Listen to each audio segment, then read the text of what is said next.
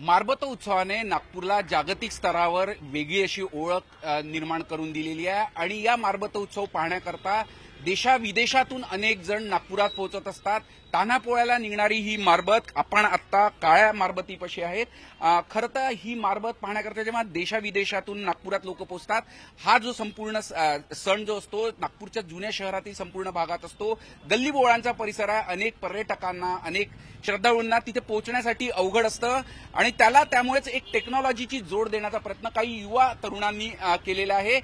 नागपुरात निघणारे विविध मारबत आणि बडग्या नेमके कुठून निघतात ते एक स्कॅन केल्यानंतर तुम्हाला मिळू शकतं आणि त्याच्याकरता या मुलांनी टेक्नॉलॉजीचा वापर करून एक स्कॅनर खास तयार केलेला आहे की जेणेकरून लोकांना जे बाहेर गावावरून किंबहुना नागपूरच्या जुन्या शहराच्या भागापेक्षा बाहेरच्या भागातून जिल्ह्यातून लोक येतात त्यांना सहजगत्या पोहोचता यावं आणि मारबतीचा अनुभव घेता यावा याकरता हे त्यांनी एक स्कॅनर केलेलं आहे आणि विविध बडग्या उत्सवाशी त्यांनी संपर्क साधून ते टेक्नॉलॉजीच्या मदतीने या गल्लीबोळांच्या परिसरामध्ये कसे पोहोचू शकतील सहजगत्या त्याकरता त्यांनी एक प्रयत्न केलाय।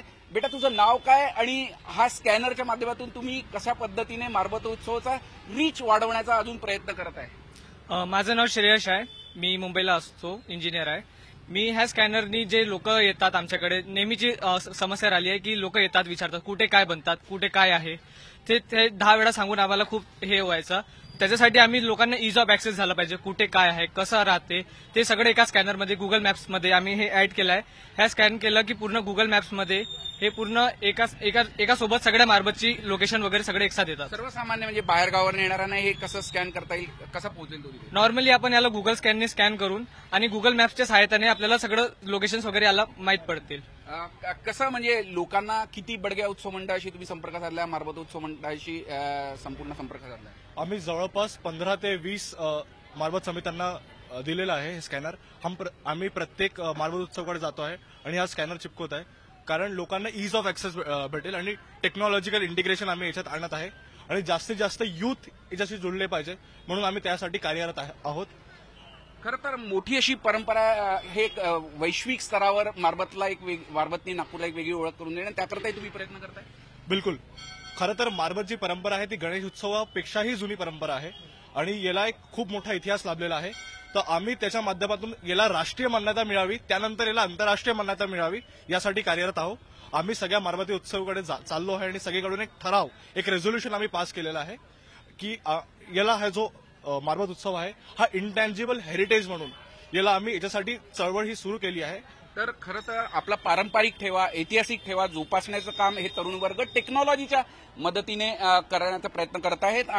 आभाताई आपल्यासोबत आहे। खरं तर काळ्या मारबत समितीचे आपण पदाधिकारी, तरुणांनी दाखवलेला उत्साह, टेक्नॉलॉजीची जी दिली जोड किती महत्वाची वाटते?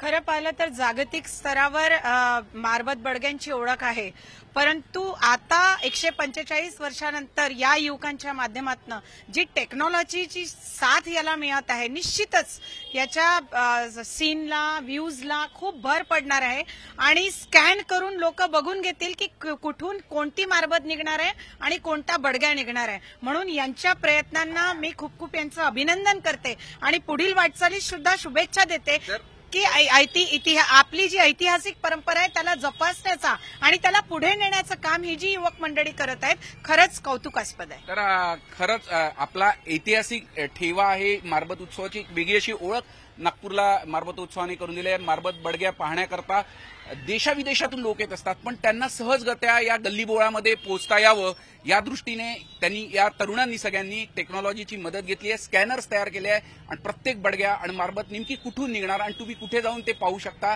किंवा मारबतींचं दर्शन कुठे घेऊ शकता हे या स्कॅनरच्या मदतीने अगदी सहजगत्या उपलब्ध होणार आहे। झी मीडियासाठी व्हिडिओ जर्नलिस्ट रत्नशील सातपुतेसह अमर काणे, नागपूर।